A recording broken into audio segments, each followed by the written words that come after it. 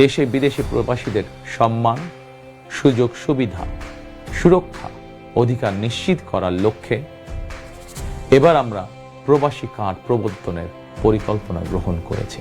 প্রবাসে কর্মসংস্থান বাড়ানোর অংশ হিসাবে সরকার অধিক সংখ্যক জনশক্তি রপ্তানির উদ্যোগ নিয়েছে।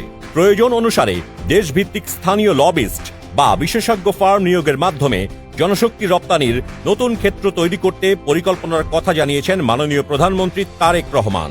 এই কার্ডের মাধ্যমে দেশে প্রবাসীদের অর্থনৈতিক বিনিয়োগ সুরক্ষা এবং বিমানবন্দরে তাদের হয়রানি বন্ধ সহ কয়েকটি সুবিধা বিদ্যমান থাকবে ইনশাআল্লাহ। জনগণের নির্বাচিত সরকারের সময়ে এসে দীর্ঘদিন পর আবারও খুলছে মালয়েশিয়ার শ্রমবাজার।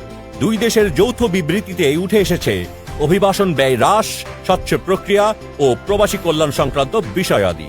অন্যদিকে থাইল্যান্ডের সঙ্গে একটি কর্মী নিয়োগ চুক্তি নিয়ে আলোচনাও শুরু হয়েছে এবং জাপানে বাংলাদেশি কর্মীদের ব্যাপক চাহিদার বিষয়টি মাথায় রেখে সেখানে আরও দক্ষ ও আধা দক্ষ শ্রমিক প্রেরণের বিষয় নিয়ে সরকার কাজ শুরু করেছে।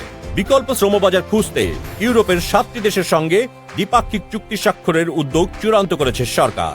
দেশগুলো হলো Serbia, Greece, North Macedonia, Romania, Portugal, Brazil, Russia.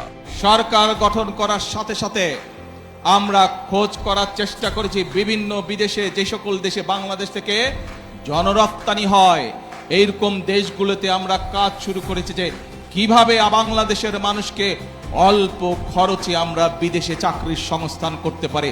এখন থেকে শুধু অদক্ষ শ্রমিকই নয়, বরং দক্ষ এবং আধা দক্ষ জনশক্তিও রপ্তানি করা হবে। প্রবাসে অভিবাসনের পরিমাণ এবং গুণমান উভয়ই বাড়ানোর জন্য উদ্যোগ নেওয়া হয়েছে। এ লক্ষ্যে দেশজুড়ে টেকনিক্যাল ট্রেনিং সেন্টার ও কারিগরি শিক্ষার সম্প্রসারণের পাশাপাশি বহু ভাষা শিক্ষা এবং দক্ষতা উন্নয়ন ভিত্তিক কারিকুলামে বিশেষ গুরুত্ব দেওয়া হয়েছে।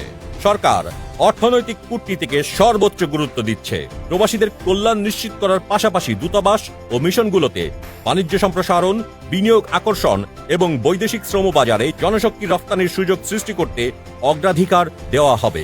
দক্ষ বাংলাদেশি শ্রমিক বিশ্বের কোনো দেশে কাজের নিশ্চয়তা বা অফার পেলে বিদেশে কর্মস্থলে যোগদানের জন্য তাদেরকে যাতে দেশে তাদের জায়গা জমি বিক্রি করতে না হয়, এজন্য রাষ্ট্রীয়ভাবে তাদেরকে সহজ শর্তে ঋণ সুবিধা দেওয়ার পরিকল্পনা আমাদের রয়েছে।